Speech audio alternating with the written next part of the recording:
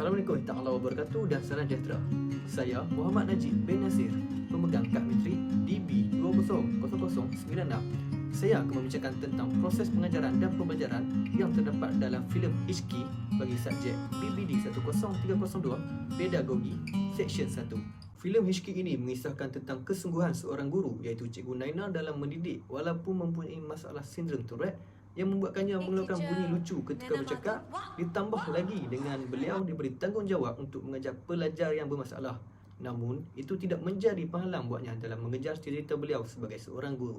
Apa yang dapat dikaji adalah Cikgu Naina mempraktikkan model pengajaran Asia ketika mengajar, iaitu kita boleh lihat terlebih dahulu Cikgu Naina menganalisis para pelajarnya dengan cara bertanya kepada Syamlal dan melawat sendiri kawasan penetapan pelajar 9F. Selain itu, model ini dilihat digunakan ketika Cikgu Naina membuat pengajaran di luar bilik darjah, iaitu menyatakan objektif pembelajaran matematik dan fizik berdasarkan telur yang dibaling. Di samping itu, beliau menggunakan telur rebus yang dibaling kepada pelajar sebagai kaedah dan bahan dalam menerangkan prinsip matematik dan fizik kepada pelajar. Setelah itu, kita boleh lihat maklum balas dari pelajar, iaitu berbincang berkenaan isi pembelajaran tersebut. Akhir sekali, Cikgu Naina sering membuat pentaksiran formatif tentang hasil pembelajaran dengan menyuruh pelajar membentangkan tugasan atau soalan yang diberikan.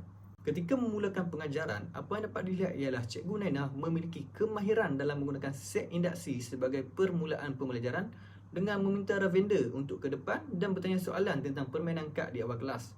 Hal ini secara tak langsung akan menimbulkan minat dan mendorong pelajar supaya lebih fokus di samping memotivasikan pelajar itu sendiri.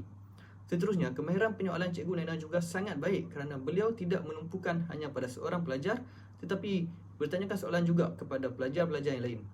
Tambahan lagi, soalan yang ditanya mudah difahami oleh pelajar kerana soalan itu berdasarkan pengalaman mereka sendiri.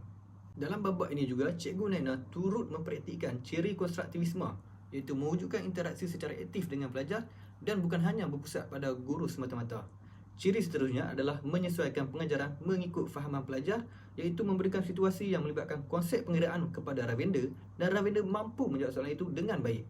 Cikgu Naina juga memberi peluang kepada murid untuk membina pengetahuan baru dengan memahaminya melalui penglibatan murid dengan situasi dunia sebenar.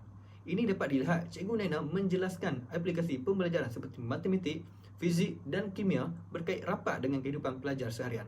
Akhir sekali, babak ini menjelaskan bahawa rata-rata murid dalam kelas banyak melalui pendidikan tidak formal tanpa mereka sedar. Kebanyakan masa dalam kelas, Cikgu Naina banyak menggunakan kaedah penerangan dan perbincangan berbanding hanya menyampaikan isi pengajaran semata-mata.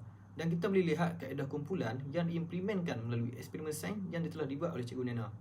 Cikgu Naina juga lebih memfokuskan kepada pembelajaran secara aktif, iaitu interaksi antara guru dan murid dan interaksi murid dengan murid. Cikgu Naina juga dilihat sering menggunakan strategi pembelajaran yang berpusatkan pada murid itu sendiri sepanjang proses PDP berjalan. Cikgu Naina juga mempraktikkan gaya pembelajaran VET, iaitu ketika Cikgu Naina mengajar di luar kelas, beliau menggunakan visual slide sebagai medium pengajaran. Seterusnya, kita boleh lihat yang Cikgu Naina menggunakan permainan bola keranjang sebagai pendekatan untuk menerangkan pengajaran tentang konsep tekanan dalam fizik melalui gaya kinestetik. Penguasaan kemahiran ABBM dari Cikgu Naina juga turut dilihat sangat berkesan, sebagai misalnya bahan eksperimen yang digunakan ketika kerja kumpulan, visual tayangan dan bukan tayangan, serta buku sebagai rujukan ketika menjalankan sesi pengajaran beliau.